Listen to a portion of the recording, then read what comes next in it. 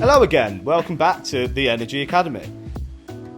In the next few episodes, I'll be explaining exactly how the price of electricity is set. This will be a very high-level explanation based on my own imaginary town full of generators and indicative pricing. However, the principles behind it will mirror what happens in the real world. Before we dive in, let's set out some basic rules. All generators cost money to build, a lot of money, and this cost has to be factored in when considering a project's viability.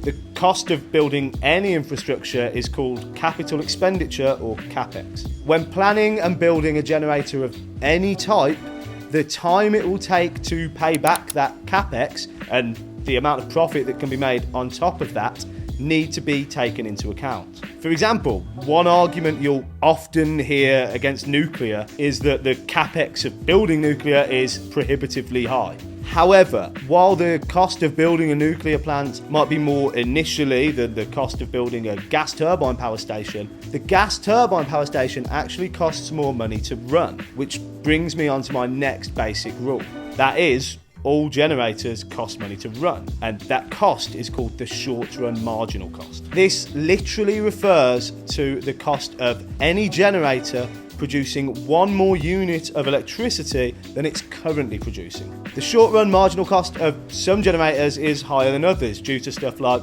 fuel costs and carbon taxes. For example, wind turbines have a lower short-run marginal cost than gas-fueled power stations because they don't need to source external fuel and they don't have to pay any carbon tax. Therefore, we say that the short-run marginal cost of wind is lower than that of gas turbines. In the previous course, I spoke lots about balancing supply and demand. That's because this concept underpins the entire electricity system, not just physically, but commercially as well. I also explained that there are countless sources of generation that come in all different shapes and sizes. You've got traditional fuel-burning power plants, nuclear power plants, renewables like wind and solar, and all this generation forms the supply side of supply and demand. Taken together, the generators represent what we call the generation stack. So, in the next episode, I'll build one. See you there.